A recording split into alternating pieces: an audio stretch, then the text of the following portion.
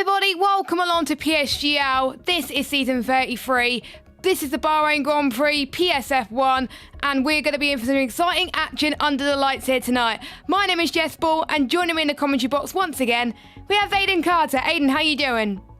I'm doing very well, thank you. Yeah, looking forward to what's going to be an interesting round 5. Obviously, a little bit of a switcheroo in the calendar, and we've brought Bahrain forwards, but going to be exciting. Bahrain's always a really good race for league racing, and in real life as well, it always provides great racing. It's a very closely matched track for a lot of drivers as well. So, yeah, definitely going to be an interesting night. Yeah, it is. It's usually the first round of the calendar, not usually the 5th round, so something for the drivers to get used to, but they have had a lot of practice. It was the first track in career mode as well, so when people have first got the game, they have a clear idea. It's also part of PSGL's history for quite a long time. It's always had some good racing, so very excited about it. But let's go through the drivers' standings from last time out. Tom, after being winningless for a long time, he managed to get his first win last time out from pole, but it wasn't plain sailing. He didn't get wasn't leading the race for most of that race. It was Markados that was leading for most of it, but Tom had the better tyres. He was able to battle up until the final lap, and he did a brilliant switchback. I believe it was turn 4-5 area, and he went on to take the victory. I think one of the best moves of the season, and that promotes him to 5th in the standings, 20 points, 2 points behind another race winner, which was Fabi, who won in round number 3. So we've had 3 different winners from the last 4 races. We were just talking about it before we went on air. 3 out of the last 4, they won from pole position. That's never happened in PSGL F1 in a long time. Yeah, it hasn't happened in a long time, and yeah, it's weird, isn't it? You're usually seeing people winning from 3rd or 4th or 4th or 5th on the road. You see the qualifying merchants as such, and then some people are better in the races and come forward. But we've not really seen that, have we, this season? It's been very much one driver's been very good at a specific track and they've taken the pole and the win on the same night, but then they've maybe not translated that pace across the board into other places. I think definitely Tom and Fabi are 2 great examples of that. Fabi especially in Paul Ricard. Really strong race for Fabi, but we haven't really seen that kind of pace from Fabi before or since then. And then same with Tom. It was an amazing performance last time out in Austria, but before that we hadn't seen that kind of pace from Tom for the best part of over a season and a half. So it's kind of bizarre, isn't it? It's been a bit of a bizarre start to the season. We were also mentioning as well that nobody's been that consistent really to start the season, have they? You've got to say that the most consistent driver in terms of pace and speed all season long has been Markados. He's been right up there. 3 second place finishes of the 3 races he's finished, and that DNF in Singapore has obviously put him on the back foot a little bit. But even Max won the first 2 rounds, was incredibly strong in the first 2 rounds of the championship, and then come to Paul Ricard and he has a horror show of a race. It was really bad. He just wasn't great performance, and then got caught up in a lot of incidents as well. Austria was a good recovery, but still wasn't the fastest driver there really at all. Tom and Markados kind of outshone him that whole race. So yeah, been an interesting season so far. We've not seen something quite like it, have we? Because past seasons we've seen at least one driver, or maybe 2 or 3, become very consistent and just kind of drop the rest of the field, but that's not been the case so far. Yeah, we saw the likes of obviously Rudy and Legend last season. They were up there, obviously Rowan as well, and obviously we've got 3 different drivers that want to be up there, and we had people that have got their first race win of the season, and there's certain people that we haven't seen much of. Aurelian, who got his first podium in F1 in round number 1 in Spain, but we haven't seen much of him since he got 5 points in Singapore and he DNF'd in the last round in Austria. So plenty of stuff to mention as well. We'll talk about the drivers to watch out for in just a moment, but as we were saying earlier, Max is leading the standings, 45 points, and then Markados in second on 36. Will this be the race where he converts to a race win? It's coming. I said it will be coming. It may not be this week, but he's really hunting down for a race victory. We've got Nando in 3rd. Well, he got scored no points last week. He's had a new rig, so he's still getting used to that, so expect him to be off the pace until he gets used to that. Fabi in 4th after his race win, did not score any points last time out. Tom won his race win, he's in 5th. Frankie's not here tonight, but he's in 6th in the standings on 18 points. Aurelian's on 15, I believe. Then we got Marlon on 12. His only points come from round number 2 in Singapore with his brilliant strategy. Then we got Kian in the house on 12 points. Very unlucky season for him, who managed to score some decent points last time out by getting a 4th place in Austria.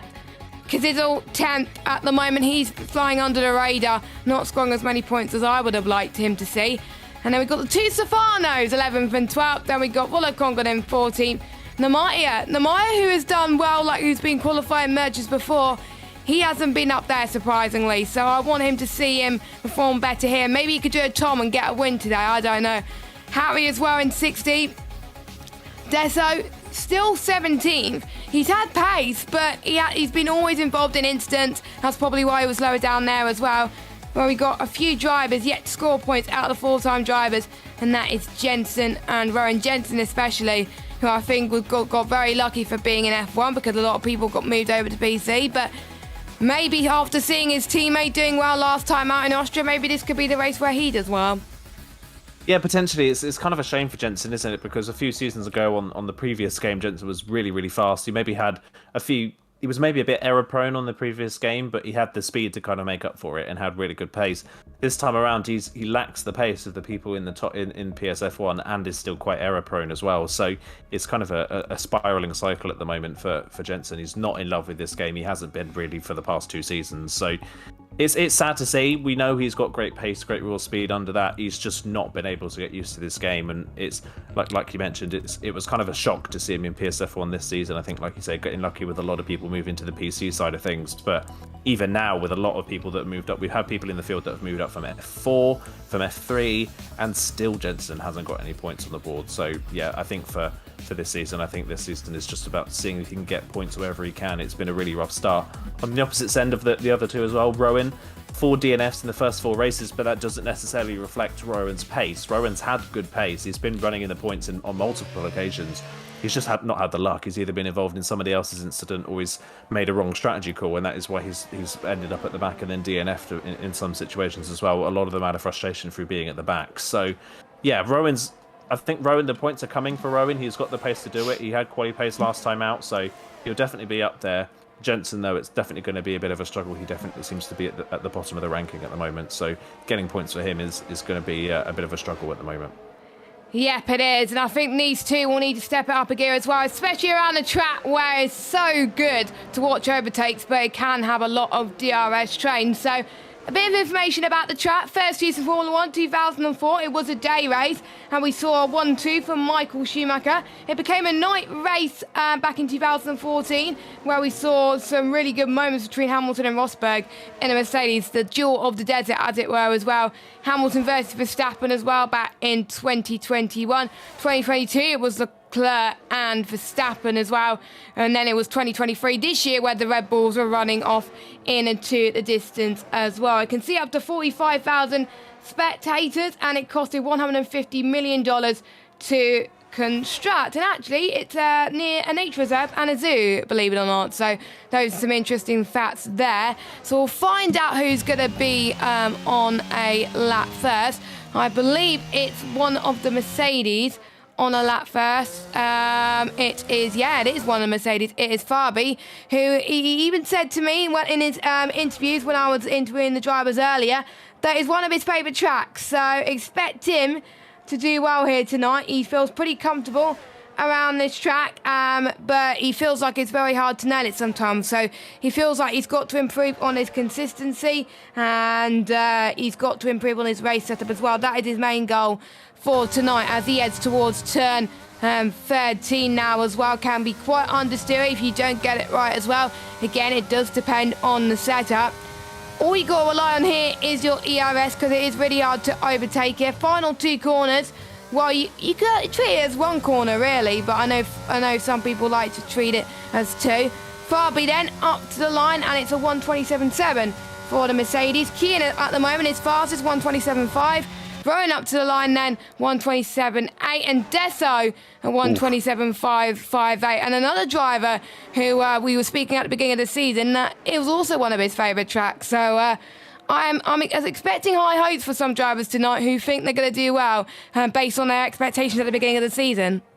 Yeah, based on their expectations. By the way, both Hasses on the front row, 1,000th of a second separating the 2 Hasses after the first runs. That is just goes to show how close qualifying is here. It's going to be close all the way through as Max, our championship leader, goes into P3 in the Alfa Romeo. Not a bad lap there on the board. I was riding on board with Markados, but he decided he hadn't invalidated. It wasn't going to be a bad lap. It was going to be similar to where Fabi and Harry are, but he decided to bail out and go into the pit lane without completing the lap, which is quite interesting. So maybe he's got 4 sets of softs that he wants to use. Your own next across the line. He goes 10th on a 28 flat, slowest of the representative times so far. Jensen had to do a slow lap on his first set on that first lap of that tyres, which is why his time is quite a way off. So yeah, more times coming to the board. Volakonga next across the line. He now jumps inside the top 10. Kazizel invalidated his run. Marlon is sudding a little bit later. And here comes Nando to the line. Nando, a good middle sector. Crosses the line, goes P3. I think he's still getting used to some new equipment, if I remember correctly, is Nando. So didn't have a great showing last time out in Austria because of it. Scored no points for the first time this season. But he is still third in the championship. He's 20 points off the championship lead. So Nando is by no means out of this. And if he can get used to the new equipment very quickly, which it seems he has done, he's still right in this fight. I have to say, that is a good lap time considering he's got a new rig. So it does take a while, actually, to adapt to even a new position as well, or even a new wheel. So fair play to Nando in that Aston Martin. Currently still sitting, I believe, in third position in the championship due to his consistency at the moment. Even without points, he managed to pick up a few podiums, which was more than last season. He's improved a lot since joining F1 last season, so it's very great to see. As Marlon then is going towards the final part of his lap. He's purple sector 2, and wonder if the game is lying to us or if it's actually purple sector 2. Hasn't scored many points apart from Singapore, so can Bahrain be another night race where he can have a very bizarre strategy which works wonders and get him to near the top of the grid there. Marlon up to the line. What's it going to be? 127.6, which puts him in top 6. Not bad for him so far. Namaya, who is... Why is it not let me go to Namaya at the moment? I have to scroll like this, which is annoying. But anyway, Namaya, who's running out of VRS at the moment and fuel, but he's going to finish his lap anyway. 128.3, slowest of our runners so far. And that is everyone's first runs on the board, apart from Markados. That is going again. Now, Markados, as we were saying, obviously struggled to get to grips with the new game to start with when he joined PSF1, but has grown from strength to strength, but is yet to pull out a win. And as I said that, commentator's curse strikes from Miss Jesscave 95. And, he's reset to track. I hope that's the game resetting to track and not him, because otherwise he's going to be penalised for that. But... yeah, Markados, well, he was hoping he was going to get his laps off to a good start. Well, he's still currently sitting in 18th. Well, let's see if Kazizel can do any better. Yeah, not a great start to this session for Markados, bailing out the first one and then spinning on the next lap as well, which is why I was surprised he bailed out that first lap. At least he would have had a lap on the board. Now he doesn't have a lap on the board, and he's used 2 sets of softs, and he's not put a lap in on either. So not a great start. I think that reset, by the way, for Markados, I think he panicked because the car was beached in the gravel, so he couldn't move the car. So there may be an argument that he might get away with that, but we'll wait and see if that is reported and if the stewards say anything about it. We're seeing Kazizel then on his one. He's coming into turn 9 and 10. Kazizel, another one who started off life in F1 really well a few seasons ago when he joined, I believe, I think he joined season 31 or season 30, if I remember correctly, the Kazizel. Season 31. 31, he joined into the top division, had a great debut season, but since then on this game is another one who's not looked that comfortable. He's not scored many points this season. He's one that struggles a lot on high fuel at the start of a race. You'd always see Kazizel struggle a little bit early on and then come back towards the end, but sometimes you don't have sometimes the field spread is so close here in PSF1 that you can't afford to be slow at the start because you can't make the time up at the end. So Kazizel ends to the final corner then, into 14 and 15 around the final corner. It was a 5-9 in the middle sector, so this should put him comfortably inside the top 10 as he crosses the line. He goes third, actually, so a good final sector from Kazizel. Goes onto the second row just 0.03 of a second ahead of Nando and 0.03 of a second behind Kian. So the top 4 are currently separated at the moment by 0.07 of a second. A 28-1 for Keane in the first sector. He's purple, so he's looking quicker than anybody else so far. 1,000 separating between the top 2 at the moment. You won't be expecting Deso to be up there near the front, but he is at the moment. What about... it's Jensen's had a bit of a spin in turn 1. Turn 1 seems to be catching a lot of people here today, which is a shame, to be honest. Fabi then, he's going to be setting his next run through the final sector. Not purple though, so he's not looking too comfortable, but I think he's probably aiming for a top 5. He's not really aiming for pole position, but heading towards turn 14 and 15. You got to be trail braking there, and he was too early on the throttle, and he's hit the wall, damaged his front wing, and he's going to go into the pits. I'm almost certain of that. So that has ended his run. Kiernan didn't see what his middle sector was, but he's a few tenths up overall. So is he going to get pole? Provisionally, yes, with a 127.418. What can Nando's teammate Stefano do in the Aston Martin, who's done well in Bahrain in the past, and he's decided to bail out of his run and go into the pits. We've got Jerome up to line, who's about to start his run, I believe. Yes, he's about to start his run. It's hard to tell who's on a run and who's not. Harry is starting his run as well. I think Harry's another one who we thought was going to do well, but has not impressed. He's come from a few divisions lower, but to be honest, there's some drivers that maybe get promoted from a lower division but not do as well as expected, but sometimes it's just getting used to it. Same with Ola Kongan as well, only scoring 8 points, but he definitely showed his pace last time out in Austria, so we'll see if Harry and Ola Kongan can be up near the front, because otherwise they could be their only season in F1. But Harry 1-2i has found some time in the first sector. It's around about 2 temps separating, so that's really, really good to see. What about Max at the moment? Max is about to start his run. He's kind of sitting in 7th at the moment. I'm used to seeing him dominate qualifying. It's not like him. Maybe people are seeing his pace and pretty much practicing more to actually match that pace for Max. So, or maybe he was just practicing for the first 2 races of the season, that everyone has just caught up a little bit. But we'll see. Max is still leading the way, but if Max can't get a good run in, he may struggle in the race. Yeah, definitely. Like you said, mentioned earlier on, DRS trains are a big factor around this track, so being at the front in quali could be quite crucial. Jeroen to the line then, currently 16th. He goes P9 with his latest lap, finds 4 tenths, and goes on to a 27.6. So a good lap there from Jeroen. Another one that had a good lap on that previous one was Rowan. He's gone onto the front row now in the Alpha Tauri, as Harry now goes to the top by over a tenth of a second. That's a lovely lap from Harry there, a 27.3. So to the top of the timesheets, the rest of the field is incredibly close together, and Harry's managed to put himself a tenth ahead of the rest of the field at the moment. So good lap there for the Williams driver, who currently at the moment sits 16th in the championship on 5 points. We'd say that that's potentially an odd place to try and win a race from in the championship, but before last week, Tom only had 4 points to his name and was down at the back end of the championship. He's now 5th all of a sudden after the win last time out. So yeah, anything can happen in this championship, and it usually does, and it is definitely happening at the moment. Harry to the front, Keane in second, Rowan in third. There's a lot of drivers at the moment in the top of qualifying who are not up there in the standings. Championship leader in the standings currently 8th, second in the championship, the only one of the drivers on the board with no lap time at the moment, which shows how close this field is as Max crosses the line. He improves to P4, but he only managed to find 7/100ths of a second on his second lap. So I'm wondering if some drivers are just betting themselves in at the start of quali and then improving, and whether others have met their raw pace, their best pace almost immediately in the session and are finding it hard to improve. I think Max is one of them, and it seems Desso maybe another one as well, who got that great first run in, but since then hasn't been able to improve. Well, we got Markados then, the only driver to not set a lap time. Oh, he invalidated final corner.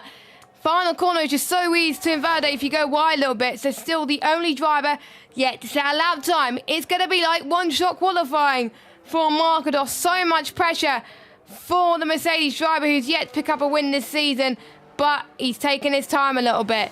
Desso, he's a few 100s down on his first sector. Kazizel, he's backed off. Nando going into the pit lane. A few people actually backed off their runs then. We got Fabi.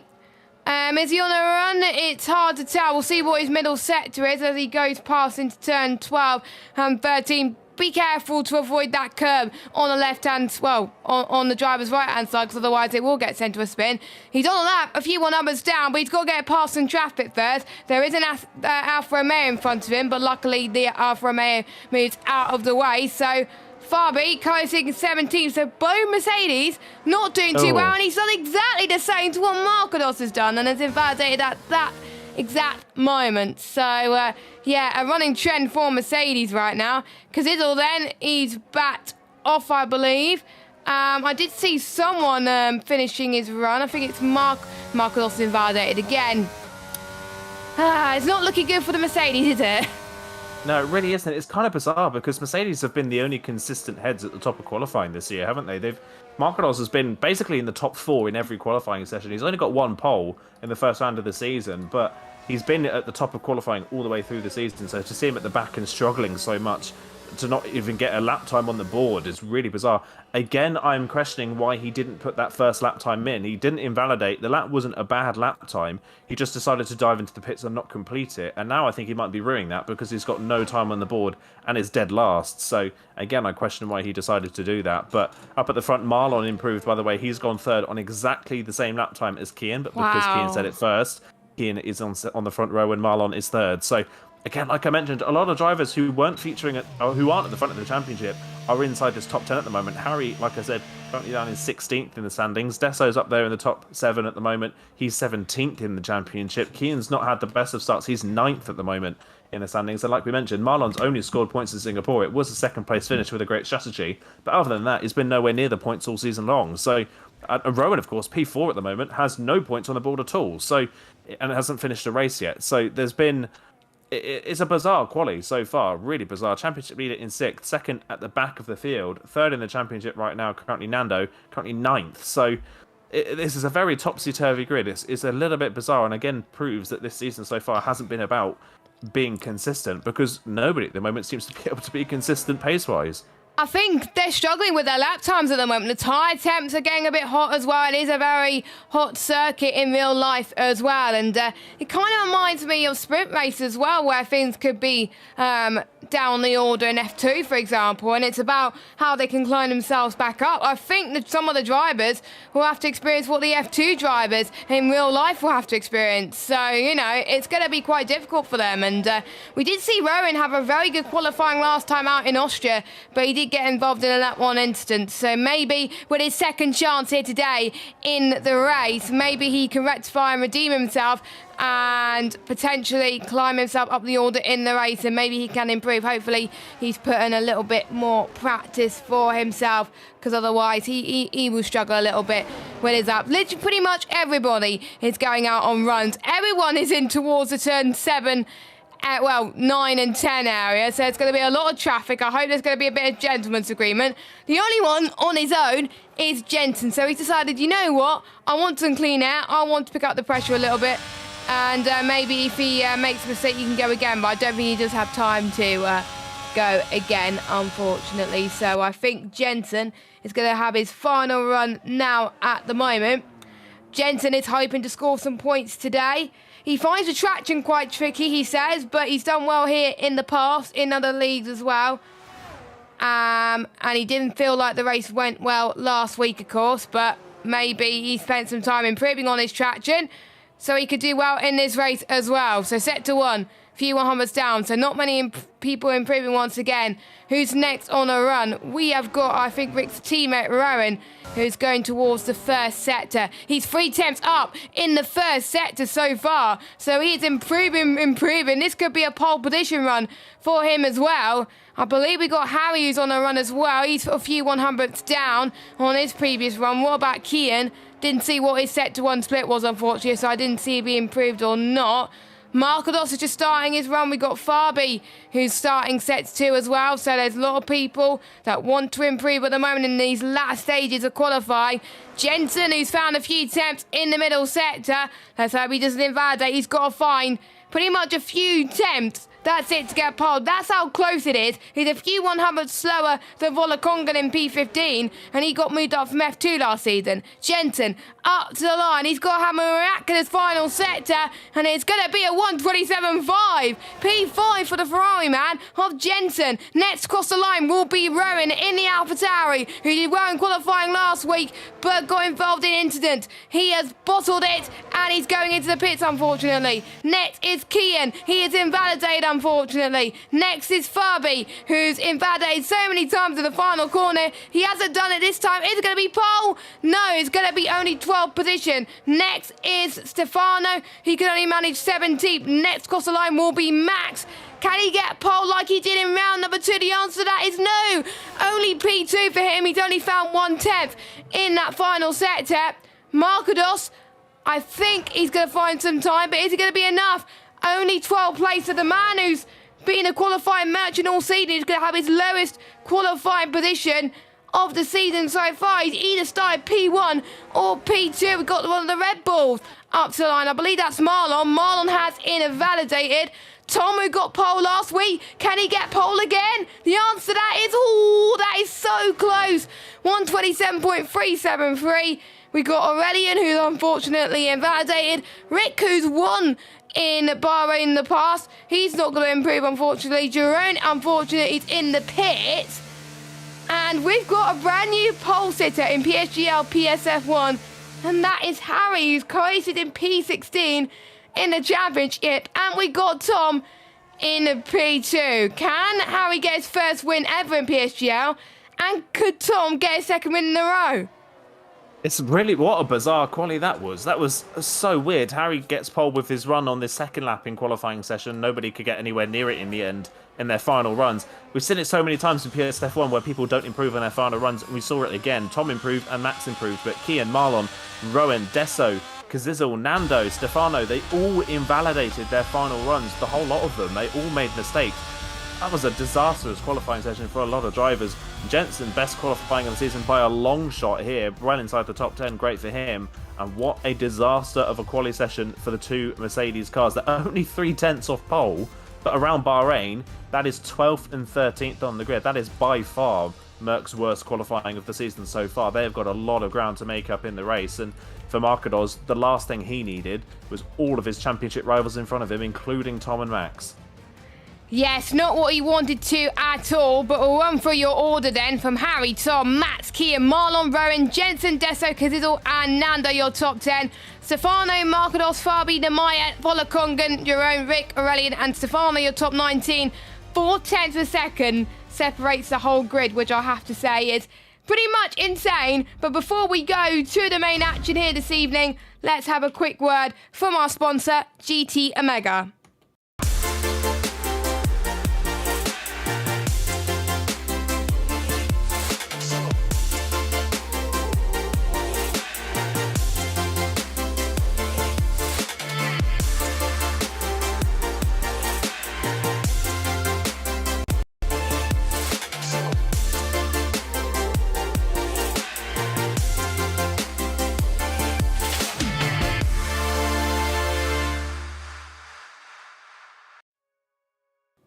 Welcome back to Bahrain. The 5.4 kilometre long circuit, 15 turns, 8 to the left, 9 to the right with 3 DRS zones.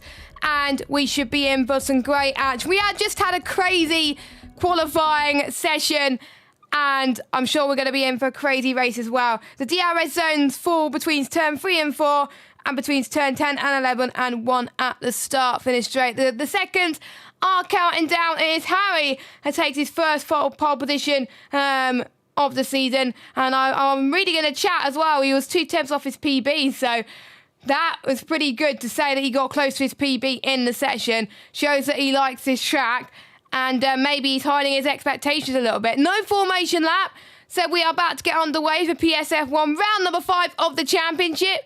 So can Harry get the race win and convert his pole position into a race win? The 5 red lights are on your screens right now, and we are underway here in Bahrain. Harry gets a good start, so does Tom. Max gets a good start as well. Both the McLarens trying to get a good start as well as they make their way towards turn number 1. Tom getting a good getaway as well. Down the right-hand side, heading towards turn number 2. Almost get a bit squirmed off the track. But is he going to go side by side? We've got Kian as well, right in the middle of this, trying to get the lead from all 2 of them. But so far, Harry holds on to the lead. Max trying to go down the inside of Kian. It works this time. Max is up to 3rd, but Kian tries to get the switch back, and it's contact in the background. Stefano has gone off, so is Nemaya as well. So they're down in the background. Marlon has got past Max. Oh, no, he's not. He's cut the corner. So Rowan is back up into 4th place. Jensen managing to hold on to 5th, but for how much longer? Max is struggling. I wonder if he's got some damage in his Alfa Romeo car, because he's dropped down to 6th already, because it's all up to 7th, and turn 10, the heavy braking zone. That's going to be the trickiest part of the circuit, as a few people have gone wide already, but Harry managing to maintain his pressure at the moment and pull the gap that he needed to. Fabi down the inside of Marlon, up in towards turn 11 and 12, and Fabi gets the job done up into P9. But what a crazy start in the background, but Harry and Tom managing to keep P1 and P2 for now. Yeah, the top two keeping place. Kian with a good start as well. Rowan with a solid start, but it was absolute carnage from fifth on back there at the start of that race. Marcados was involved in that incident at turn number 4. I think there's some damage on that Mercedes. He is slowing down and he may be dropping back into the pit lane. Namaya's definitely he's missing his front wing entirely, so there was definitely contact at turn 4 between Marcados and someone, and other people got caught up in the aftermath. Marcados is in. What a disaster for second place in the championship into the pit lane, but likewise, his championship rival is under pressure now from Kazizel, who's trying to go down the inside at turn 1. It'll be the outside for turn number 2. But Max is going to have to take a tight line. He's not going to get a great exit out the corner. Kazizel gets a run down towards turn number 4. But Max's car looking good in a straight line as he heads into the braking zone. Kazizel will have the inside line. Is he late enough on the brakes? He's just keeping his nose down the inside. Can he get the better run at the corner? It looks like he can. Max surely not going to be able to fight this one around the outside. He tries, but there's not enough space, and Kazizel is through. He's up to 6th. Max has had a horror show of a start. He's down to 7th. Maybe there is some slight damage on that Alfa Romeo that we cannot see. By the way, I think there may be a penalty coming Marlon's way when he went off the road at turn 5 and 6. Really dangerous re-entry, and as he re-entered, he took Desso out. So Desso's now down to 14th. So that was a really dangerous re-entry for Marlon. Marlon off the road as well at turn 10 on the same lap and re-entered almost into the side of Fabi. So Marlon, I think in frustration, trying to race as hard as he can and is making a few mistakes here that could come back to bite him. Yeah, I think so as well. It was a really unsafe rejoin. I was looking at it and it was very, very weird for Marlon. So I think the stewards will definitely be looking at that because I did catch that on stream. Everyone started on the hard compounded tyres. We've got Marcados and Namaya that had to pit because of damage on the previous lap, but everybody else wanted to go for the same strategy, so we'll keep an eye on if the hards will cope as well. I managed to get the hards going for about 21, 22 laps, but knowing these drivers, they're faster than me, they could last it just for a little bit longer as well. Now these guys will be maxing out 8th gear here as they head towards turn number 1. As we can see, I think Max under pressure from Nando. I think I'm almost certain Max has got damage because otherwise Nando wouldn't be able to pass him in a straight line as well. So here comes Nando using his DRS. He's got 46% as well. And there's quite a lot happening in the background, almost making a bit of contact going into turn 4. Well, the stewards have been told to keep an eye on track limits in turn 4, just like in real life, of course. We saw that, I believe, in 2021, as Nando stays behind Max for the time being. And I have to say, I'm very impressed with Harry at the moment. I thought Tom was just going to breeze past at the start of the race, but no, Harry is absolutely shining in that Williams car. Maybe some drivers like to put practice on one track and just do well, and I think Harry's probably put a lot of practice around this track in Bahrain, and it's very, very great to see. Don't forget, he's near the back of the grid. Maybe he could do what Tom did last week and catapult himself into the top 10, maybe after a race victory, but I have to say, I thought after last week it was going to be a one-race wonder for Tom, but Tom is definitely showing it's not a one-race wonder. He is definitely, I think, carrying on this momentum from last week. I think he was talking about the momentum anyway. In Austria, he was doing so well in his last few league races. That has helped him in PSGL last week. I think that's helped him here as well. So, yeah, staying in second place. And I think it's going to be hard to overtake due to the DRS train. I have to say, Jensen doing very well. For the first time in a while, he's not involved in lap 1 carnage, so I think he would take that in a heartbeat. He's actually gained off the opening laps. He's gained 2 places as well as Kazizel. The biggest gainers as well, Stefano up 6, Rick up 6 as well. Biggest losers got to be Stefano, Marcados and Namaya up at the back. But I think the ones that we said to keep an eye on in this race, Rowan, Jensen and Harry, for not scoring them that many points this season, they're in the top 5.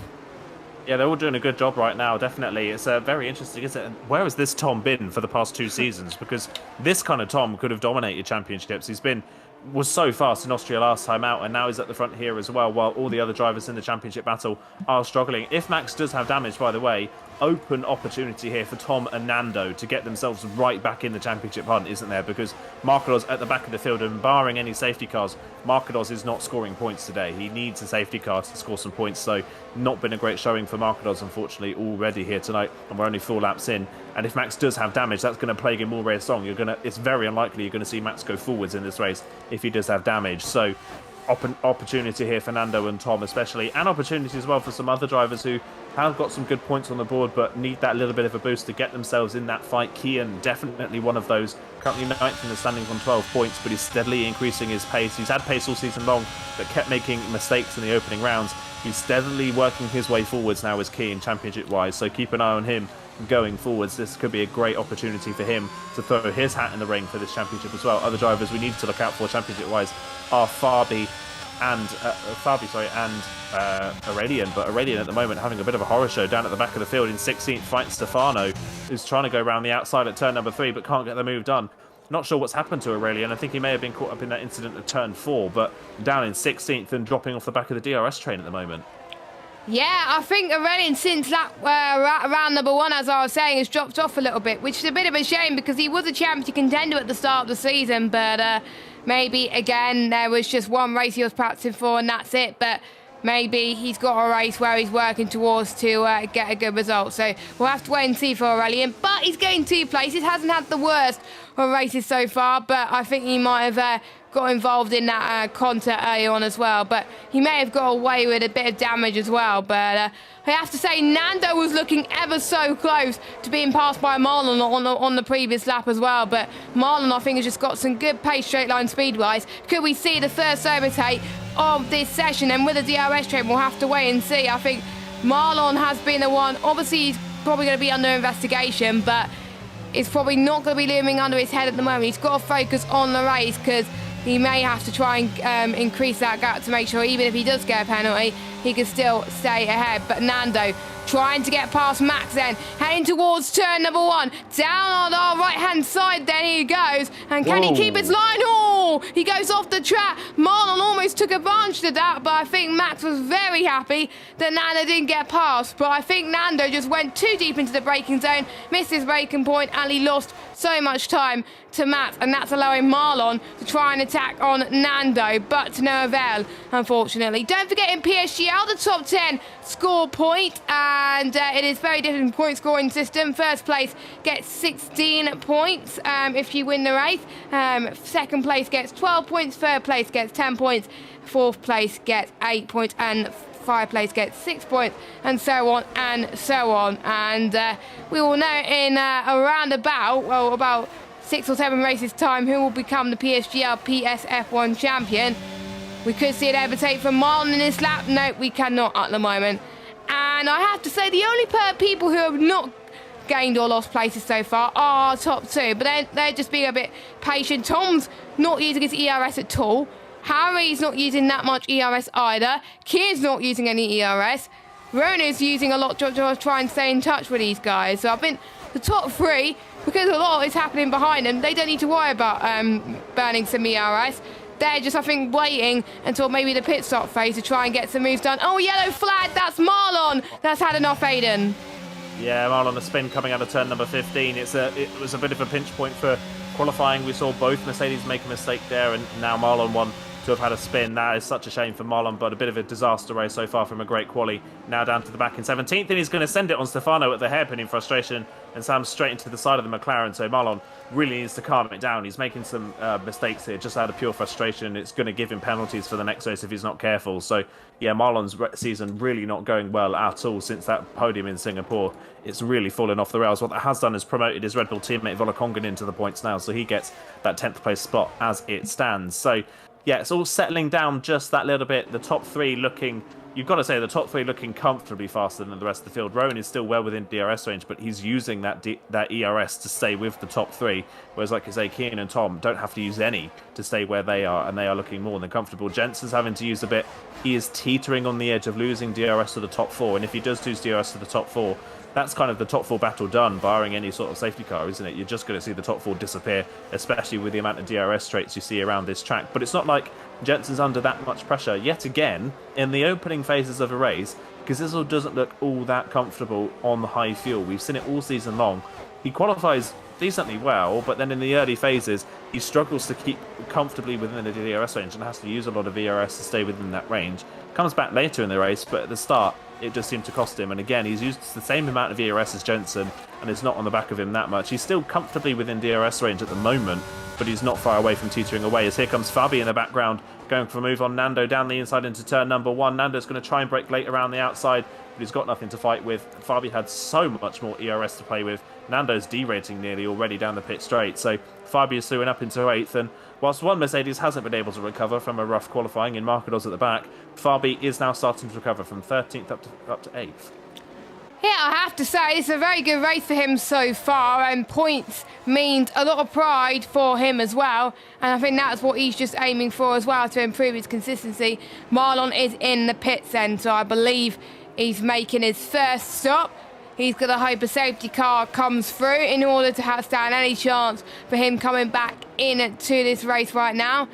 It's gone to a very quiet moment in this race so far. I think people are just finding their rhythm a little bit. They made some moves on lap 1 and lap 2, and they're just saving it for the moment where it comes to the pit stops. But bearing in mind, they got a championship to win. They want to win the constructors. They want to score as high as they can in this championship. They want to improve as much as they can, so they can't afford to drop off any of these guys at the moment. But I have to say, the top 16 are all in the same train, which just goes to show how even this pace is for everybody in this tier. I think obviously the Connor and Louis have made the right decision in terms of all the placements as well, of how close everybody is so far. Fabi is going to try and go for a move on Max heading towards turn 1. He's probably going to do the same thing to what we saw earlier on as well, and with Nando. But Fabi is up again, another position. He's absolutely flying on those set of hard compound tyres, up to 7th already. He's still got the DRS. He could potentially get past Crizzle, but he's a little bit too further back. So Fabi, I have to say, even though he didn't get up near the front, he's showing he has a good race pace here. And as we were saying earlier, this is Fabi's strongest racetrack, and this is why, because he can start from pretty much 13th on the grid and make his way up. And I think Max, could be struggling a little bit as well. I think it's a question of when Fabi can get past Crizzle, to be honest, because we know Fabi is good in high pressure situations, and we know that he's better in high fuel compared to Crizzle in some races. So yeah, maybe Fabi can get past Crizzle soon. I'm liking the pace I'm seeing in this race from him, and hopefully, I think his goal, I have to say, would be top 5 this race. Yeah, you definitely got to say so with the pace he's showing, and the fact that he's able to breeze past Max that easily in a straight line in a DRS train says something about the setup he's got on that Mercedes as well, because that was rapid in a straight line. Max stood absolutely no chance. He was standing still, even with DRS open. So Fabi's got a good car in a straight line there. By the way, just keeping an eye at the back of the field at the moment, P10 Volakongan is really teetering on the edge of losing DRS range now to this train in front. He's got Rick climbing all over the back of him, and Rick is going to use some ERS here to get past. And look at that, just the power of the DRS down the pit straight is so strong, and Rick breezes past before they even get to the end of the pit wall. That is how fast that car is in a straight line as well. Rick is through. He's now into the points. So for the first time this season, both AlphaTauris are in the points, which is great to see. They need a bit of a kick in this championship. They've not had a great season so far. Only 1 point to AlphaTauri's name as a team as a whole. So yeah, great stuff so far from AlphaTauri, really showing up today. And one thing to note as well, Fernando, great qualifying considering he's obviously getting used to new equipment. But the problem with new equipment is not about the raw speed and quality, it's about the consistency. That's what people struggle with getting used to new equipment. Not the speed, the consistency. Getting that speed out of a car for 29 laps in a row on new equipment is far more difficult than doing it in qualifying. And I think Nando is kind of proving that at the moment, isn't he? Good qualifying, but in the race he is a little bit all over the road. He's struggling to slow the car down at some points as well. He's making mistakes here and there, and he's using a lot of ERS to try and keep the train in front, which kind of proves my point that in the race it's a lot harder to get used to new equipment. So Nando still got a ways to go, it seems, before he's back up to where we're used to seeing him at the front of the field, but it's not been a bad start so far for him whatsoever. Meanwhile, further at the front of the field, it is status quo at the front, isn't it? Harry's still leading, not using too much ERS for a race leader. He's about 50% battery, but Tom and Kean behind not using anything at all, as per usual. Rowan's starting to save a bit more now in 4th, so he's looking a bit more comfortable. Jensen just a little bit further back has used a bit more than our top 4, so it's fairly status quo at the moment. Not really much going on. We've just got to keep an eye on Fabi to see if he can get close enough to the drivers in front, but this time around nowhere near close enough to Crizzle to have a go. So it's now going to be a case of who pulls the trigger first and goes for the pit stop onto the mediums, and you would assume Harry will probably be the first one in. He won't want to stay out too long and get undercut, which the undercut around here can be quite powerful. So you'd imagine he'll probably be the first to come in. We'll probably see someone come in around lap 13 or 14 maybe someone down at the back end of the top 10 will try a bit of a risky strategy. I'm looking at Nando because Nando is struggling to keep up with the train in front, so he might be the first one to dive in for the mediums. I think usually the first person that comes into the pitch is usually Volokongan. He loves taking risks to potentially go on to a set of the medium compounded tyres. We've seen that in the last few races as well. There's not much of a difference as to when they can come in for certain tyres. If they started on the mediums, which not many people have, they can go on lap 12, 13 onto a set of hard tyres. And if they started on hards around lap 15, 16 to pit for the mediums. So really, there's not much of a difference as well, whichever tyre you go onto. And that is very, very good strategy-wise as well. But people will want to be on the fast tyre at the end. You lose 22.5 seconds in the pit lane, so you've got to time your pit stop right. You do not want to come out ahead, well, pretty much ahead of traffic, really. You want to have some clear air in front of you, because otherwise the undercut will mean nothing for you at this moment in time. We'll get the tyres. I believe Markados has come into the pits to go on his hards that he started the race on, so that will get to the end of this Grand Prix. If there's a safety car, that will bring him right back into this race. If there's not, there will be a high chance that he could be lapped by the end of this race as well. So we'll see who's made the right stuff, who's been saving some tyre life and who hasn't. Well, we know that Tom's been saving some tyre life because he's still been on the 100% ERS for pretty much most of this race so far. Keane is saving a bit as well.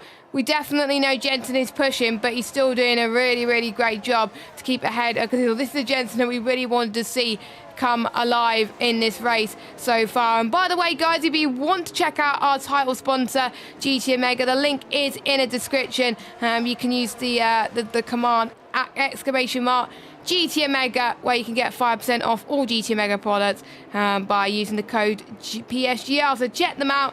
Absolutely amazing. I will get the overlay in just a moment, so you could check the command now out if you want to.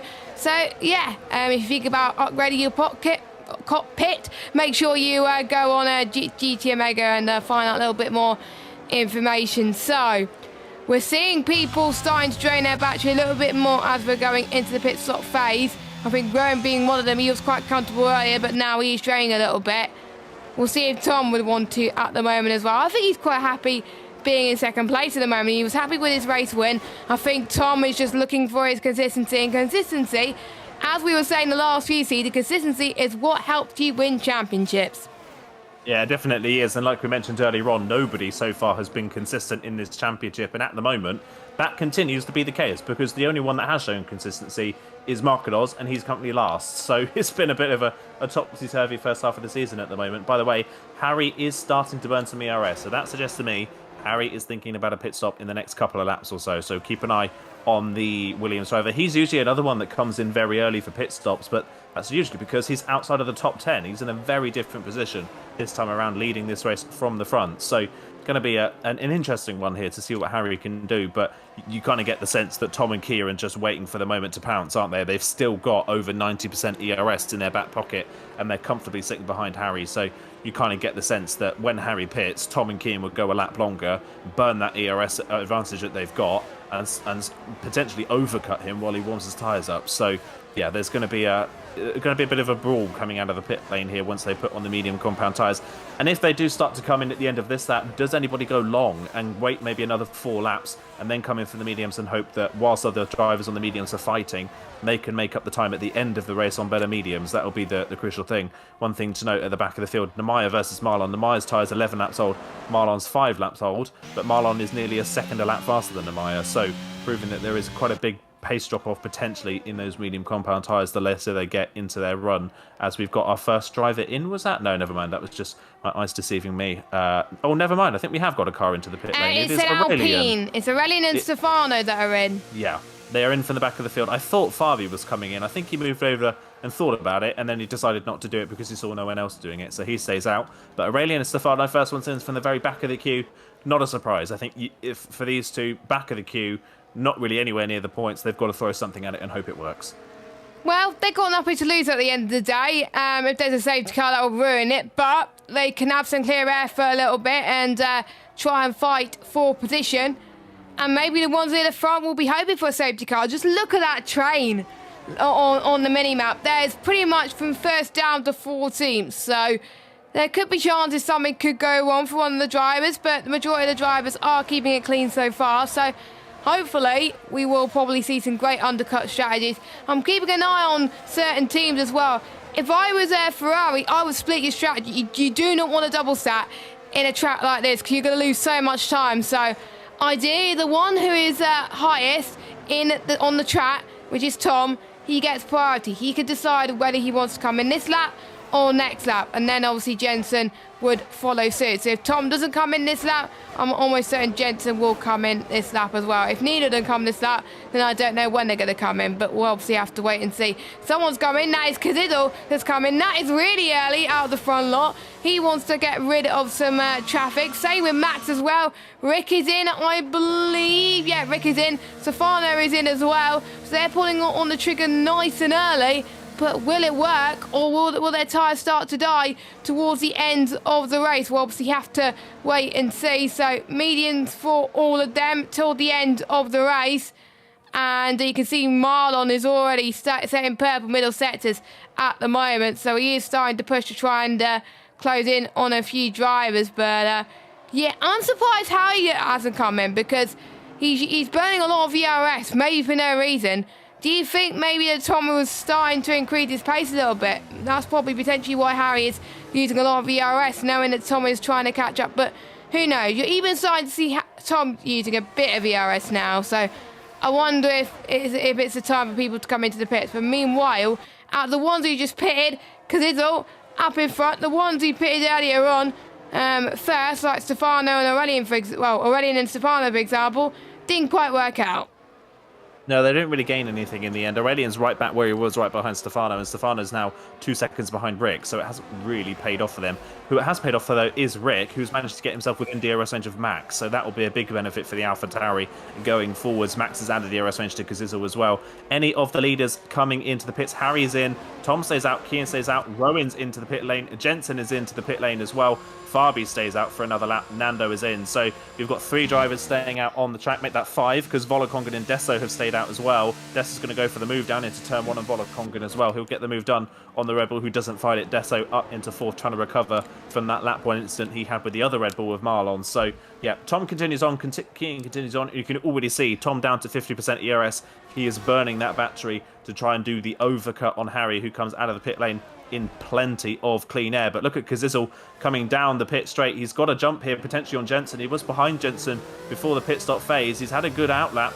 Can he get past the Ferrari, maybe down towards turn 4? There's no way Jensen's going to be able to fight that on cold tyres. Kazizzle, the undercut has worked. He is through and up into a net P5. Can he get past Rowan before Rowan's tyres are up to temperature as well? That'll be interesting. Another one as well. Max and Nando running side by side. Nando was ahead of Max on the track, but Max has managed to get past on his warmer tyres as well. So Max is doing into 10th on the road, but crucially for him, he is out of DRS range to Jensen in front. He needs to get within range of Jensen if he wants to really salvage something from this race. Otherwise, he could be a sitting duck later on. Because this is all over the back of Rowan, but can't quite find a way through at the moment. But Kazizzle, that 1 lap undercut seems to work quite nicely for the McLaren driver, which suggests that maybe the overcut for Tom and Kian might not work as well as they want. They've burnt a lot of their ERS. Are they coming in this lap? Yes, they are. End of lap 16, they are both in. But potentially the overcut not as strong as maybe we were thinking. Yeah, I think it's a lot quicker for the tyres to warm up after that. We thought it would be 2 or 3 laps, but no, it's only 1 lap as well. So the ones who pitted early, they're able to actually get past the ones who have just pitted. So I think if I was Tom and Kian, I'd be very worried. And even Desso and Volokongan are staying out a bit longer. So keep an eye on Harry then, as they all make their way towards turn number 1. The crucial thing is, can they keep that gap? Oh, it's going to be very close towards turn number 1. Tom overcut has played to perfection, but Harry's going to have some warmer tyres then. So I'm almost certain Harry's going to get past in towards turn number 4, which he does. So the warmer tyre has helped them there. So without the tyre warm-up, Tom would have been ahead. But because the tyre warm-up is so crucial on this game, Harry's back in the lead by 5/10 of a second. Pretty much is the status quo, apart from obviously Kazizzle and Jensen swapping positions. Fabi's ahead of Max as well, but maybe Rowan could get past Keenan towards turn 7 to make a bit of contact. Rowan is ghost as well, so Kazizzle could get Rowan as well, heading past turn 8 into turn 9 as well. heading towards a heavy braking zone of 10. I believe Rowan is ghost as well. So I think Rowan is having a little bit of issues at the moment. It is on top of each other. Hopefully it's not desync. Luckily he's fine now, so he's able to keep going. But Rowan is struggling a little bit with his tyre warm-up compared to other drivers, because he's doing very well with his tyre warm-up. So Cazzizzle up into a net P4 at the moment. So obviously with Desto Volakongan still to pit. This is the turnaround that we want to see from Cazzizzle. Cazzizzle was a driver that's been under the radar this season, closing in P10 in the standings, but maybe this could be the race where everyone can look up to him and start taking notice of him sometimes, because he's done well on this track in many of the tiers I commentated on, so I'm not really that surprised. Deso is into the pits. Unsurprisingly, the top few guys go past him as well, but Harry's just able to pull away from Tom like no tomorrow. I think Harry just has the pace on those medium tyres that Tom doesn't have, so we could see a new race winner here tonight. We potentially could, yeah. That pit stop phase actually worked out quite nicely for Harry, because he's back where he was, and Tom doesn't have the massive ERS advantage he had before the pit stop phase. So actually, that's worked quite nicely for the Williams. It would have worked even better if he was able to break in from DRS, which he wasn't quite able to do, but it's still quite a nice performance. We've got a yellow flag. That is Marlon, who's had a spin on his own at the back of the field. So yeah, good stuff there from Harry to get back into the net lead of this race. Then Tom in second, Keen in third, Cazzizzle now fourth. The break in the train now is behind Jensen. Fabi obviously went a lot later than everybody else tyre-wise. He's gone 2 laps later than Max and 1 lap later than pretty much everybody else. So he's going to have slightly fresher tyres, but he has dropped out of the ERS range and has no ERS to play with either. So Fabi here in a bit of an uphill battle to try and get back in that lead fight out front. Can he get there and drop Max at the same time? Max, by the way, if he did have damage, he didn't replace it in the pit lane. He kept the damage if he does have damage. So that could be something that plays for it. Maybe it could be rear wing, it could be floor, it could be anything that you can't change. Or it could just be very light front wing damage and he thinks it's not worth taking the extra 6 seconds for a front wing change and just sticking with the damage and hoping for the best. Because if he did have damage, his pace at the start of the race was pretty decent for that. So we'll keep an eye on what he's doing. As Fabi sets the fastest lap with 0% ERS, he is pushing like crazy to try and catch his train in front as Rowan trying to get past Cazzizzle runs into the back of the McLaren at turn number 1. Hopefully there's no damage on the front of that AlphaTauri, but we've seen this from Rowan before. Sometimes in high pressure situations at the front of the field he gets a bit over exuberant and makes mistakes. That's why he's DNF'd all 4 of the first rounds of the season so far. Last thing he needs to do now is throw away a potential top 5 result.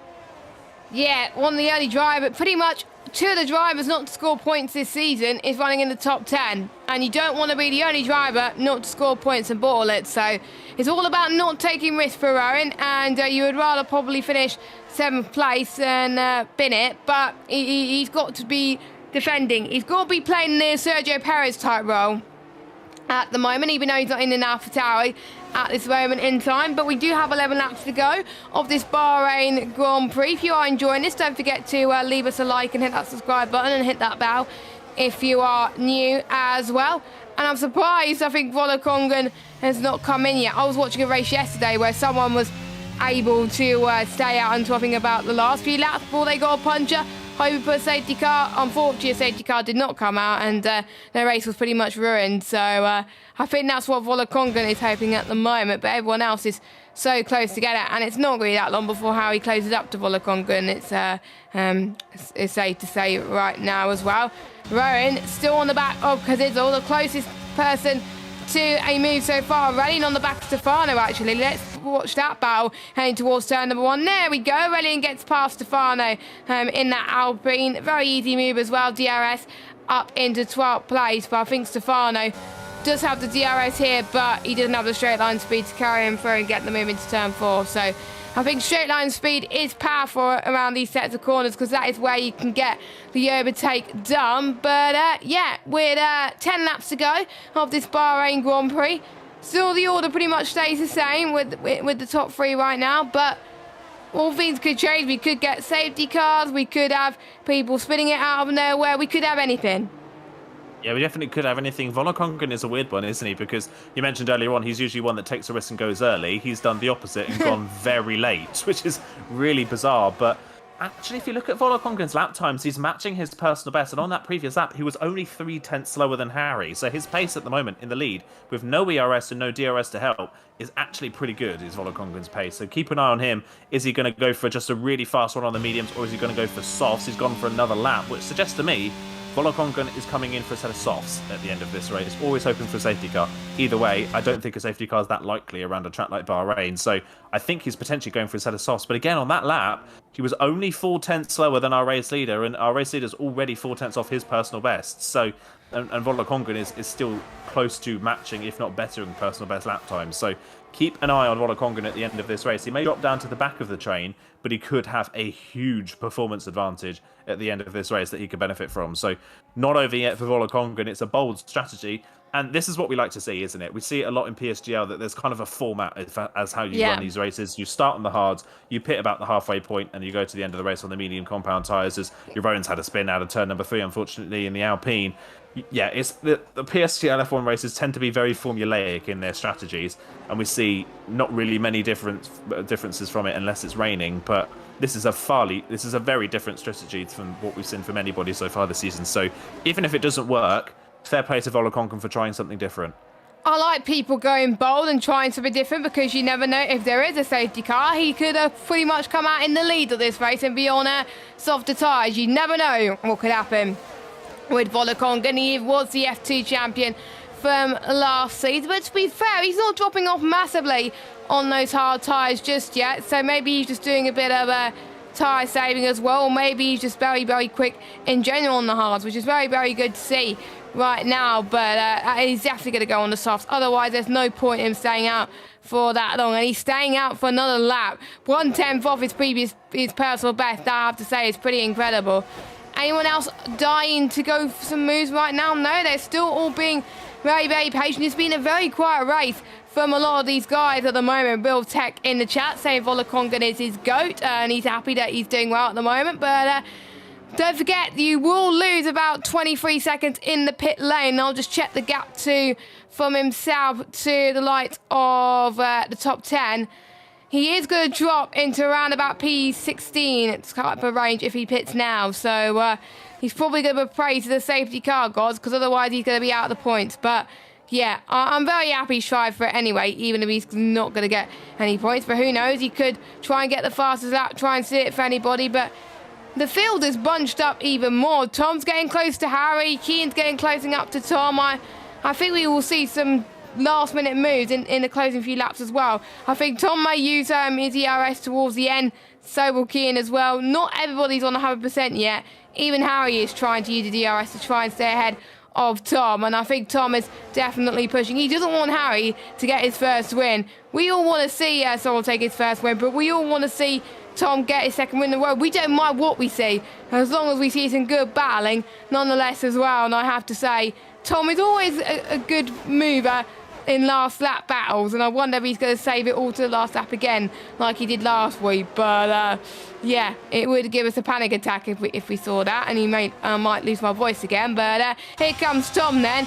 He's found a little bit of straight line speed on the straights. 200 miles an hour he goes. Is he going to go for the moving towards turn 1? Not this lap, but I think maybe the next lap, or maybe turn 4. We'll have to wait and see. He's got the DRS heading towards this straight then, heading towards turn number 4. For Harry is pulling away down there. So yeah, I think Tom is just making sure he can save some ERS and waiting until that prime opportunity. I think Tom has to go for it in the next few laps, I think, because otherwise he'll lose out on the win. But what would you do if you were Tom? Would you prefer to get second, or would you fight for the win? I think if you're Tom, you've got to fight for the win here, haven't you? He's got a great opportunity championship-wise. Championship leader's currently down in 9th position at the moment. Marcos is out of the points. Nando's only 10th and looking under pressure from Rick as well, and Fabi's only 8th. So massive opportunity here for Tom to catapult himself right into the front of the championship fight. So you've got to fight it, and he's got a lot more ERS than Harry as well, which I'm sure if he's got a race engineer, they would have told Tom that as well. So he has got an advantage. His only problem is he can't leave it too late. We've seen it so many times in the past where drivers want to leave it to the final lap to not give the other driver a chance to fight back, but then they leave it too late and they've missed their opportunity and they don't ever get close enough to get the move done. So Tom's not gonna. He's got to make sure he maybe does it with 3 or 4 laps on the end so that he doesn't wait too long. Volokongan is still going. He is still going. So I'm 23 laps. Oh my god. Yeah, I'm now confused by this for Volokongan. I think if a pit stop onto the softs at the end of lap 22 for me would have made sense. We're now on lap 24. By the time he pits and gets the soft tyres up to temperature, surely there's not going to be enough laps left in the race to do anything with them. So I'm kind of confused. I think Volokongan is either banking on a safety car or banking that when he does pit for the softs and he pushes, they're going to be so much faster than everybody else, and that everybody else is going to be fighting. Once by the end of this race, they're all going to be fighting for position, and he can capitalise on everybody slowing down while they fight each other. But I think he's left it 2 laps too late now as Volokongan to make this strategy work. He's not given himself enough time to make the softs work. It says big fight further down. Deso and Stefano going side by side. Deso looks like he's got the move done finally, and he's only up into 14th. Wow, we could see him moving towards turn number 7, almost making a bit of contact there. But this is a fight that we've been wanting to see for a while because he has been quiet towards the end of the race. But yeah, I think Deso, even though it's not for points, he wants to have a little bit of fun. I think he got caught up earlier on in that instant. But I think those two definitely want to improve going into next week. Don't forget, next week is Baku, as Stefano goes around the outside there in towards turn 11 and 12. But Deso gets a brilliant switchback, by the way, heading towards turn 13. Is he going to be able to hold his line? Nope, he does not. Stefano gets that place back. I have to say, both of them has left enough space. Volokongan finally decides to call it a day and go onto the soft. Being a safety car, it's not going to happen.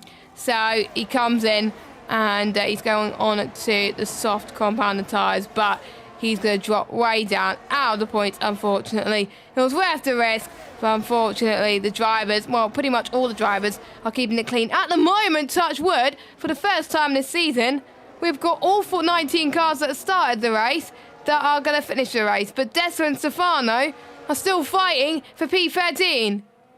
Yeah, still going at it. Deso going to go down the inside. He'll have the DRS on the run towards turn 4. Stefano trying to hold it around the outside. He's going to have to try and go the long way around, and you can't do that in an off-camber corner. So Deso's back up into 13th place again, but these two are just falling further and further away from the fight for the points as well with this fighting as Marcador speeds into the pit lane, and I think it's about to break your theory of getting a full finishing order, and he does. He's retired out of the race. What a shame. What a shame for Marcadors. Yeah, for Marcadors, it's either been a second place finish or a DNF this season, and today, unfortunately for him, is a DNF. So not great today for Marcadors, who just, unfortunately, incident on lap 1 and was never able to recover from it. Volokongan then down in 15th place. He was, I believe, 12th before the pit stop phase anyway.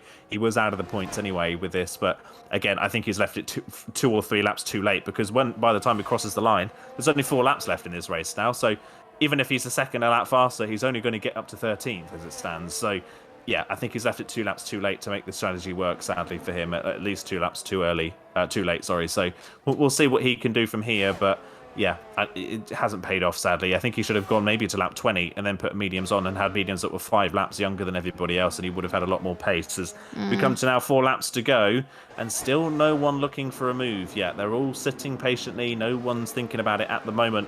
One driver who is looking a bit more feisty than others, though, is Fabi, once again in P7, trying to look away past Jensen for a spot in the top 6, but nobody in the bottom end of this train seems to have any ERS to play with at the moment, apart from Max. So Max has saved up a little bit in this train, maybe trying to capitalise on other people fighting in front of him. But yeah, it's an interesting one, because I would have thought Tom would be all over the back, but it's not as if Tom is all over the back of Harry and having to sit behind at the end of the straight.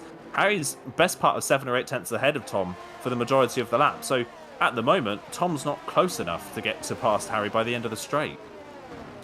Nope, he's not. It's not like last week where he was very, very close to try and go for the move. But obviously, Austria is an easier track to overtake compared to obviously Bahrain. Bahrain, a lot of braking zones, a lot of high temperatures as well. But, you know, I think Tom will be very content with P2 as well. But he knows he's got Kian chasing him down as well. And I think if you're in the top 5 right now, I have to say, I think all of them will be very happy with their results. I think all of them will be their best result of the season as well, and we will start to see some points being scored for everybody. I believe if Jensen and Rowan score today, that'll be all the full-time drivers scoring points, and that will leave our 2 reserves to not score points of Louis and Roby, but they haven't turned up this season. So pretty much everybody that's raced this season will have got points this season, which is great to see, but we still got a few laps to go. Anything can change, and we're past the window of safety cars, so we won't get any safety cars No safety cars, no VSCs, that's it. And I have to say, that's surprising compared to Bahrain, because every time I commentated on the Bahrain race, we've always had safety cars. So, first race we've had no safety cars, which just goes to show the high caliber of drivers then. So it's now going to come down to who's going to get the win. Now, fastest laps for these drivers, let me have a look. Harry, fastest lap 1:30.7. Tom, fastest lap 1:30.784. Harry is just slightly faster than Tom. Fastest lap in the top three, Kian 1:30.7.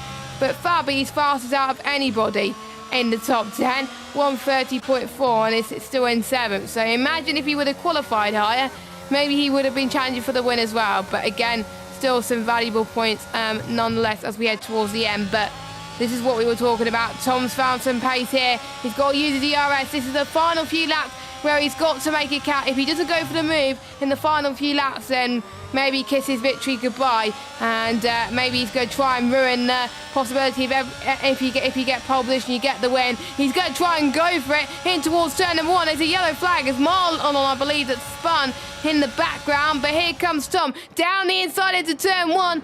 I don't think he should have challenged this lap. Maybe next lap. A little bit of contact between the two of them as well. With Tom being on the fresher grip at the moment, maybe that's helping him a little bit. But Harry trying to go down the inside to turn 4, but to no avail. But at the moment, Tom is leading this race. But for how much longer? Kian now going to try and take second place from Harry, then in towards turn 5, and they don't make contact. That is amazing stuff from Kian. So we could have a three-way scrap for the win of this race. Yeah, lovely driving there. Harry was, I think, Tom was so early on the brakes into turn 4, it caught Harry out, and Kian came from a mile back and caught him unawares and got the move done. Lovely opportunistic move from Kian now, but has he got the pace to keep up and pass Tom? As there's another yellow flag. Stefano, who's had a spin, having just pitted, I think, for a fastest lap attempt on those softs. By the way, speaking of softs, Volokongren on the softs is not fast. He's actually not any faster than he was on the hards. So actually going for the softs wasn't a good call because they're not fast at all. So not a great strategy call in the end, sadly, for Volokongren. But back to the front. 1 lap to go. Kian half a second back. Has he got enough to fight Tom for the winner of this race? Tom is using some of his ERS down towards the DRS zone. Kian has a little less, but he will have DRS on the back of Tom. It is a fight between these two. Harry's dropped too far back. There's another yellow flag. That's Aurelian that spun from 11th position. As here we go down the pit straight. Tom is weaving all over the road. Kian's nowhere near close enough into turn 1. He's got no ERS to play with either. Tom's still got something in the background. Kazizzo is going to try and steal a podium off of Harry here down the inside, but far too late on the brakes is Kazizzo. Far too late. He has completely missed the corner. He's on the grass through turn number 2. Rejoins very unsafely, but luckily there was no one near him. He's back in 4th, but Harry just about, for the time being, holding on to his first podium. That was so close. Oh my God, that was almost a spin from Harry. Do not ruin your hard work for spinning on the final lap. You want to be scoring some points here today, but I think Kian has ran out of luck, I think, to try and go for the race when he's 5/10 off for Tom. So unless it could be a photo finish towards the end, I think there's no way Tom will lose this one. But anything could happen in Formula 1. But it's a shame that Harry would lose out on the win, but maybe it's due to the fact that he was pushing so much on those medium tyres, maybe towards the start of his stint potentially as well. Maybe he didn't manage his tyres enough compared to the ones around him, but still, he'll be very happy with his P3, I have to say, despite the fact he's not scored a single point this season then. But he's already dropped back from Kian by 1.6 seconds. So the top 2 are running away with it at the moment. So we're right on board with the top 2. I don't think Kian is going to do enough to catch Tom. So Tom, after winning in Austria, we thought it was going to be a one-race wonder. It's not a one-race wonder. It is 2 in a row for the Ferrari driver. He won in Austria. He wins in Bahrain. 0.6 per second to Kian. Harry with his first podium and points of the season. Kazidza in 4th. Rowan also with his first point of the season. Jensen with his first point of the season as well. Everybody in PSGL PSF1 full-time has scored points, which is great to see.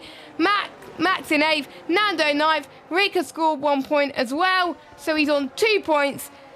What a race from the likes of Harry, but unfortunately, Tom was just waiting for the prime opportunity this moment, and he did it, and he got his second win of the season and his second in a row. Well, the last time I saw him get his win in a row, he won the championship. That was, I believe, in season 30, where he won 6 in a row. Is he aiming for that maybe? I don't know. He's going to jump way up the top of the championship. The only other person to get two wins in a row, and that was Max, and that was at the opening round of the season. Yeah, lovely stuff from Tom. You could kind of see it coming, wasn't it? It was textbook league racing in the end, wasn't it? Yeah. Tom and Cian sat behind Harry, who was burning the ERS at the front of the train. They saved theirs, and they waited for the right moment to pounce, and they nailed it. Absolutely nailed when they went for that move. Cian as well. Cian, very opportunistic move to take second place away. Lovely stuff from him. Just didn't have the raw speed or enough ERS at the end to challenge Tom for the win. But Cian continues to improve in this championship as well. Of course, 2 spins in the first 2 rounds of the season and no points. And then he got 4 points in round 3. And then it was a 4th place last time out in Austria. Now he gets his first podium. So he's another one throwing his hat into the ring championship-wise. Brilliant stuff from him. But yeah, Tom, what a race from him. All the more sweeter in the fact that Max only finished 8th in the end. So only 3 points on the board for Max for the second time this season. Marcados didn't score at all. So Marcados, no points for him. Nando down at the back of the field. I think it was 9th in the end for Nando. Fabi only 7th. So Tom here is going to jump right up towards the front of the championship now. I think he's going to actually be joint second. Yeah, he'll be joint second with Marcados after this one.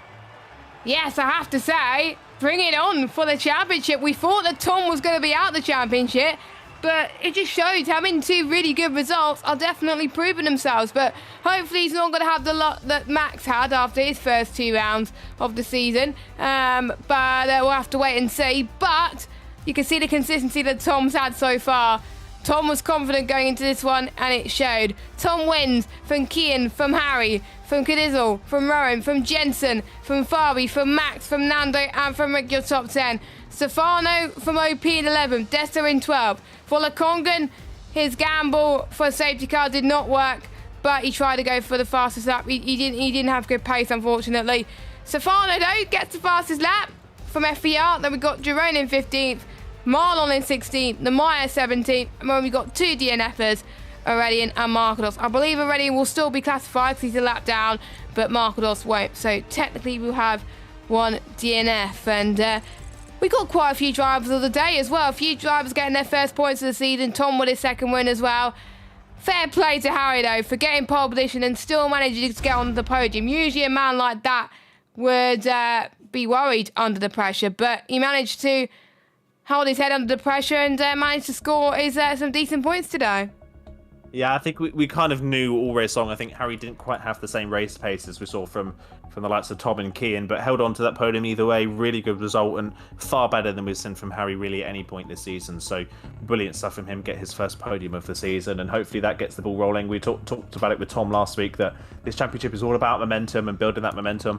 Tom's momentum is on the up now, and now we're seeing Harry starting to build a bit of momentum. Same with the other podium sitter in Cian as well. So going to be interesting to see what they do going forwards now championship-wise, whether they can continue that upward trajectory. And while they're going up, there's a lot of people going down, isn't there? That's another round where Max has just not looked all that particularly fast. We of course don't know if he had damage, but if he didn't have damage, then that just wasn't a particularly strong race from our championship leader. Marcados, again, poor well, I say again, for the first time this season, had a poor qualifying, and he really paid the price for it. He ended up at the back of the field, involved in an incident, and that is why you don't want to have a bad qualifying, because you put yourself in those dangerous positions. And of course, the other Mercedes of Fabi, what could have been? Qualified 13th, ended up 7th, had a great run through the field, but then just got stuck in a DRS chain, as we see so many times from other people who have great pace, but don't have the room on the track or the position to prove it. So if either of the Mercedes had qualified far better, maybe even 5 places better than they did, it could have been a much different story tonight. But a poor qualifying for both of them cost them both quite dearly in the end, one more than the other. Yeah, I mean, qualifying does show that its importance in PSGL, and I think Fabi would have probably potentially been in the race victory, as I was saying earlier, but yeah, he does have the pace, I think, for Baku, so we're keeping our fingers crossed for that one. We do have some drivers in for podium interviews, so we will get those drivers in. We will speak to our 3rd place man first, as I tried to get the Discord open up on my computer. And I don't want to drag the wrong person. I don't want to drag an F3 driver in. I want to drag an F1 driver. But there we go. We've got our 3rd place man, the man who started in pole position today, scoring his first few points of the season. Harry, can you hear us? Yeah, sure, I can hear you. Brilliant. First of all, a big congratulations on your podium. Just missed out on the win, and you obviously you were saying in your questions as well that you race a different part of a different time zone compared to everybody else. So that must have made that race even more pressure for you after getting that pole lap. Yeah, I mean, in midline it's very hard to be honest, because one time you are on the pace, and next time because you hydrate or simply because you are tired, and then your pace just dropped it. And I did this in my final lap. I was shaking. I was so tired. My brain just can't function anymore and keep the speed. So yeah, it's a shame. I bottled a point two very hard, but still a pole position, which I very happy with it. And it was your second run as well. Nobody was able to improve on their final runs, and your second run was enough to keep pole for the rest of the session as well. And I have to say, the start that you had into turn one, that you were keeping the pressure off Tom really, really well as well. Were you worried that it was going to be an Austria situation where the people that were usually off position weren't going to do well, or were you going to keep your confidence all along? I just do myself, to be honest. I couldn't care others. So because every single time I care others, I always screw up myself. Sorry for the bad word, but it is the case. So I just concentrating doing myself, putting some goals like what time should I be doing in that particular lap, and then aim for myself to doing that and stay out of trouble. So yeah, Tom did give me some pressure, to be honest, but I just put that aside first, and then just wait until the last few laps, and then I can care about them. I have to say that's a very good attitude to have as well. Concentrate on yourself, and when you say that Tom's applying the pressure towards the end, that's where you would push as well. But was Bahrain a good track for you to begin with in other leagues as well? Because it's great to see you finally having the pace around it, or was it just a bogey track for you? To be honest, Bahrain isn't my best of track, but it is a better track for me. So I'm kind of okay with that. But yeah, I mean, I've done some Bahrain league race on other leagues as well, but those didn't end well. I bottled quality a lot, so yeah. Still. Well, you didn't tonight. Yeah.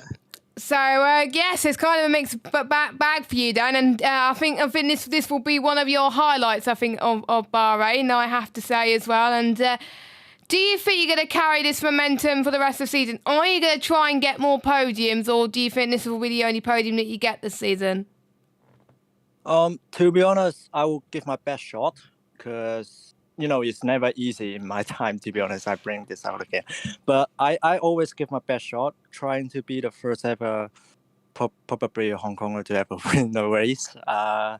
Yeah, but yeah, I still waiting on that, but I will try my best. Hopefully it's not my only podium. Hopefully there's more to come. And hopefully I can keep up this momentum. Momentum, I like that word. Aidan, have any questions for Harry?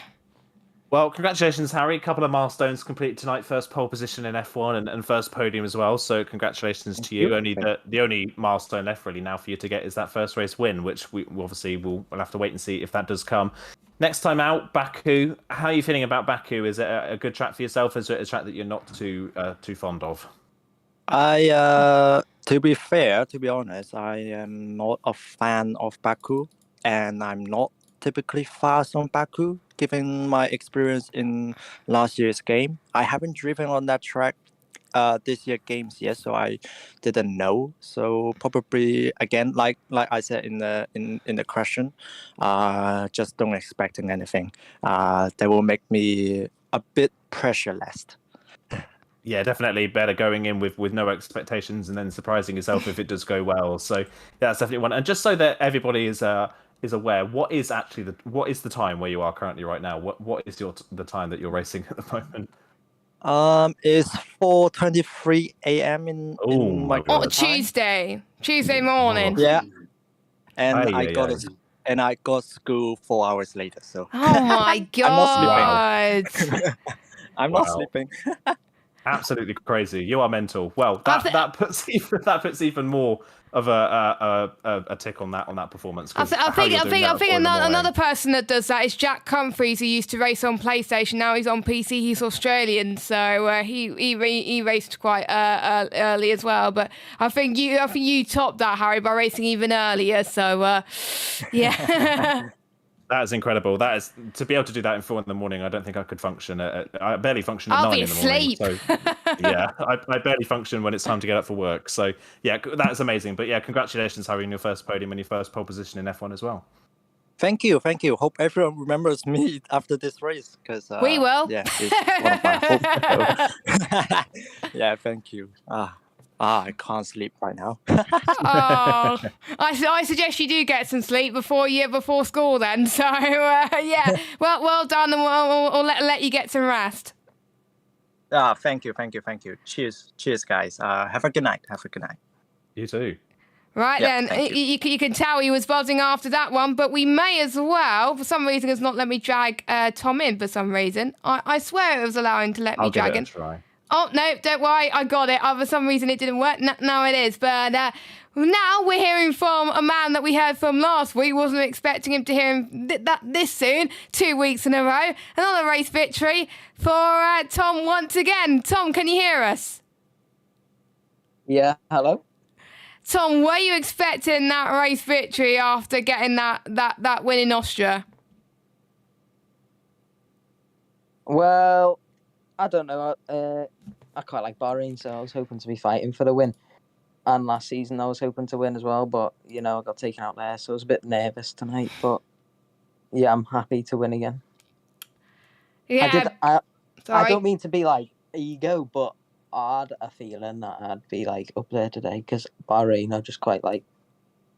And it's good to have that confidence, because it helps you do well. So it's not an ego at all. If you have that confidence, then it would help you at the end of the day as well. Obviously you didn't get pole. You were being very, very patient behind Harry in front. What was because you were only able to go for the move on the penultimate lap. Was that your plan all along, or were you hoping to get the move done earlier? No, that was definitely my plan all along. Even from the start of the race, I wanted to stay behind and then overcut. The overcut didn't work how I wanted it to, but it's because I didn't really use my whole battery on the in-lap, and so Harry got past me on my cold tyres, but then I stayed within his DRS with more ERS, so I knew at the end of the race I'd have more ERS and less tyre wear, so it was going to be quite easy. And yeah, it's definitely a better track to overtake. Not on the last lap, but the penultimate lap was a bit better for me because I could stay ahead on the last lap. But yeah, it was definitely planned. Yeah, because I could see you were waiting until the penultimate lap, not the last lap, because the last lap could get difficult as well. And obviously you were racing in PSGL on Thursday as well, obviously a different platform. How hard was it to transition from PS to PC and then PC back to PS around the same track? Well, it's not that different. I used the exact same setup, so it wasn't that much different. It's just a bit more reactive on PC, with the lack of input delay and stuff. But yeah, I didn't really do much practice for that because I only knew I was racing an hour before. Wow. So yeah, and I've been working all weekend, so I got on today and sort of didn't have any of the muscle memory anyway from PC. So yeah, it was a sort of. It's not that bad. Oh, good. So it's easier than you thought. That's very great to see. But obviously, you're going to be focusing on PS for the time being as well. Now I believe, according to my mental math, I believe you'll be tied on points with Markados, P2 of the championship. The only person to get 2 wins this season apart from yourself is Max, who's kind of sitting in P1 still. He hasn't scored many points. Is your championship back on? Well, I mean, there's still the whole season to go, pretty much. Yeah. hopefully it's back on. But yeah, I don't even know what the calendar is. I guess Baku next. Baku's it's a bit dodgy that. Sorry, but, I kind of nicked your question, Aiden. That's all right. Yeah, I've got a couple others. Oh, good. Yeah. Good. Hopefully that is my championship back on. I think the gap will be around like 14 points. It's still quite a gap, but I am in second now, so hopefully Anything can happen. yeah, anything can happen. Yeah. Max is quick though, so he'll definitely be back. He'll be back soon. I'm actually excited to see the fight between you guys in the championship. It's going to be quite close indeed. Aiden, you have a few questions. I'll hand it over to you. Yeah, well, congratulations on the second win in a row, Tom. So proper turnaround from the first 3 rounds of the season. What for you has kind of changed from the first 3 rounds into this one? Because obviously after round 3, you only had 4 points on the board. So and now you're up in second in the championship. So has something shifted, or is it just a case of you've been in the right places at the right time? I think nothing's really changed. Well, Spain, I just don't like. France, I just don't like it either. Singapore was good at, and I just bottled the qualifying, and I was quite disappointed. But I haven't really changed anything. I'm still just like getting on a Monday after work, and then doing like 3 or 4 hours practice, and then getting into the race.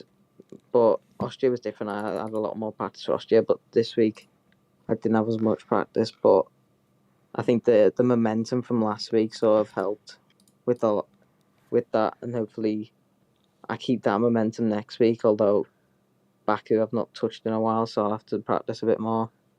But I know, well, if I find out I think Challenger starts on the 19th of April, so it's still a while till that, so I'm fine.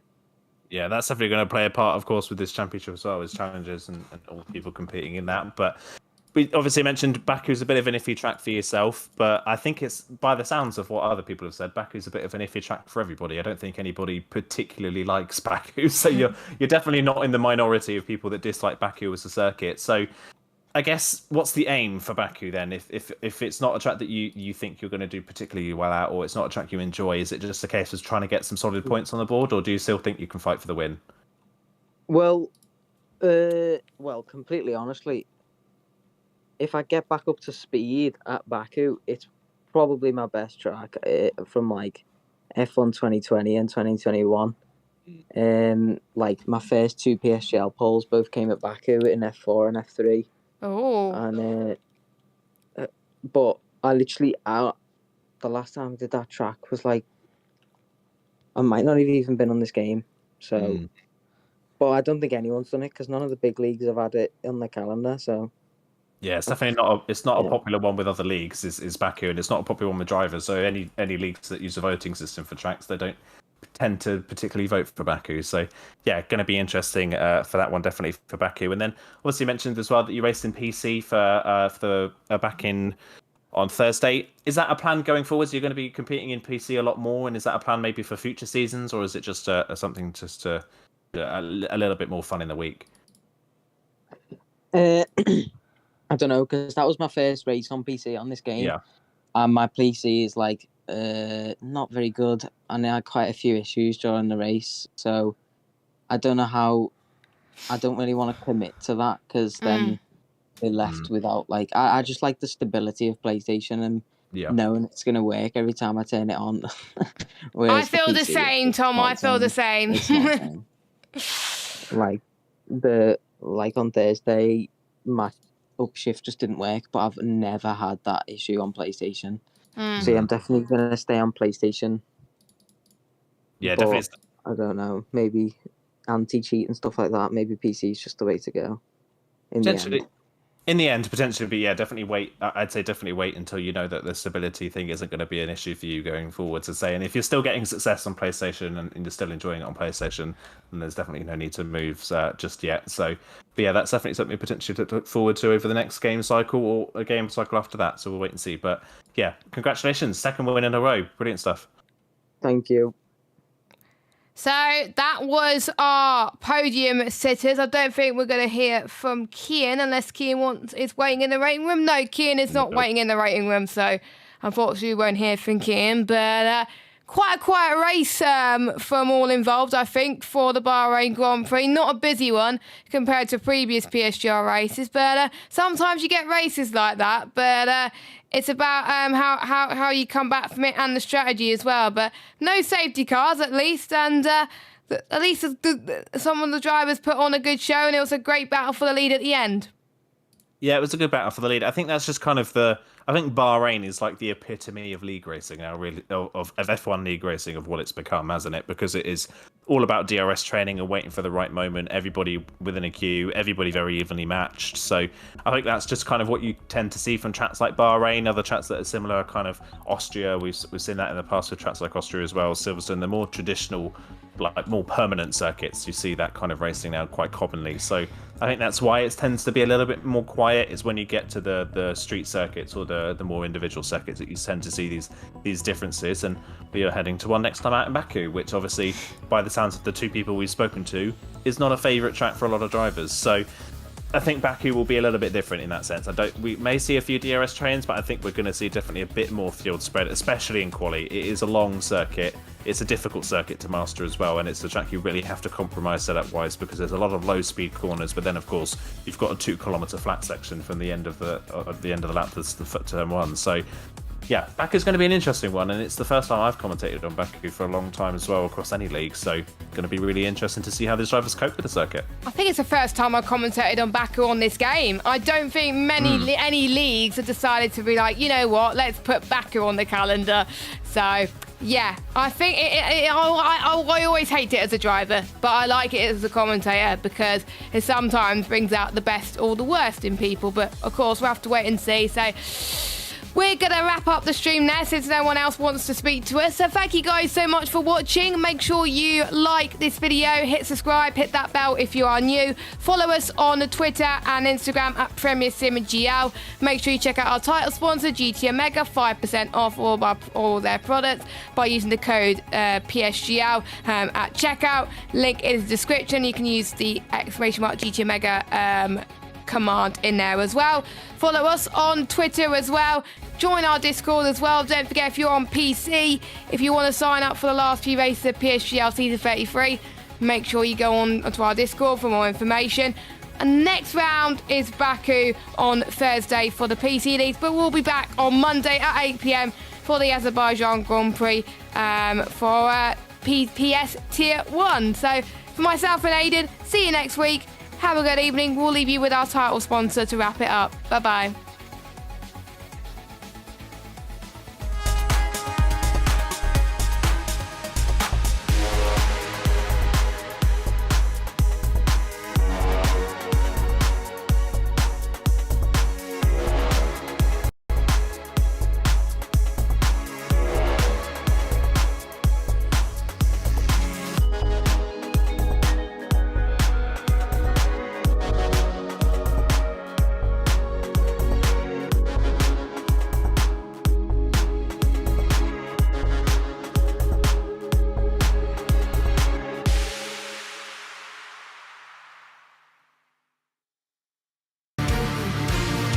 This broadcast was brought to you by GT Omega, proudly supporting PSGL.